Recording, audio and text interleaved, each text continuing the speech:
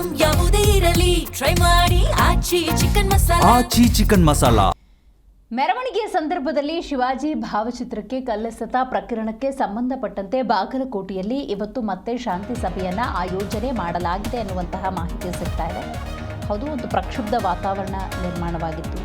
ನಿಷೇಧಾಜ್ಞೆ ಮಗದೊಂದು ಕಡೆ, ಈಗ ಶಾಂತಿ ಸಭೆಯ ಆಯೋಜನೆ.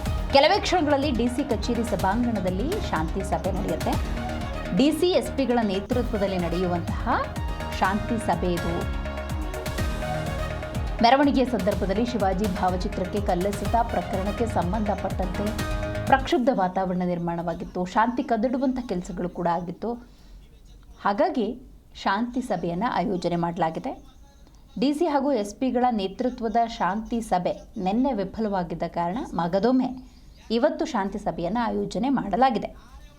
ಮುಸ್ಲಿಂ ಮುಖಂಡರು ಸಭಾಂಗಣದ ಒಳಗೆ ಬಾರದ ಹಿನ್ನೆಲೆಯಲ್ಲಿ ನಿನ್ನೆಯ ಆ ಶಾಂತಿ ಸಭೆ ವಿಫಲವಾಗಿತ್ತು, ಆಗಿರಲಿಲ್ಲ. ಸಭೆಗೆ ಬಹಿಷ್ಕಾರ ಹಾಕಿ ಆ ನಂತರದ ಸಂದರ್ಭದಲ್ಲಿ ಹಿಂದೂ ಮುಖಂಡರು ಅಲ್ಲಿಂದ ತೆರಳಿರ್ತಾರೆ.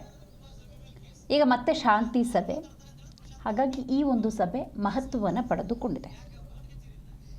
ಬಾಗಲಕೋಟೆ ಡಿಸಿ ಸಂಗಪ್ಪ, ಎಸ್ಪಿ ಸಿದ್ಧಾರ್ಥ ಗೋಯಲ್, ಹಿಂದಿನ ಎಸ್ಪಿ ಅಮರನಾಥ್ ರೆಡ್ಡಿ, ಹೀಗೆ ಹಲವು ಪ್ರಮುಖ ಅಧಿಕಾರಿಗಳು ಭಾಗಿಯಾಗ್ತಾರೆ. ಹಿಂದೂ ಹಾಗೂ ಮುಸ್ಲಿಂ ಮುಖಂಡರನ್ನು ಸಭೆಗೆ ಈಗಾಗಲೇ ಅಧಿಕಾರಿಗಳು ಕರೆದಿದ್ದಾರೆ.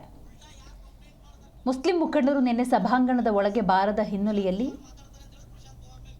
ಶಾಂತಿ ಸಭೆ ನಿನ್ನೆ ವಿಫಲವಾಗಿತ್ತು. ಅನಂತರ ಹಿಂದೂ ಮುಖಂಡರು ಕೂಡ ಸಭೆಯನ್ನೇ ಬಹಿಷ್ಕರಿಸಿ ಅಲ್ಲಿಂದ ತೆರಳಿರ್ತಾರೆ. ಇದೀಗ ಮಗದೊಮ್ಮೆ ಶಾಂತಿ ಸಭೆಗೆ ಮುಸ್ಲಿಂ ಮುಖಂಡರು ಹಾಜರಾಗ್ತಾರಾ, ಹಿಂದೂ ಮುಖಂಡರು ಹಾಜರಾಗ್ತಾರಾ ಅನ್ನೋದೇ ಪ್ರಶ್ನೆ ಆಗಿದೆ.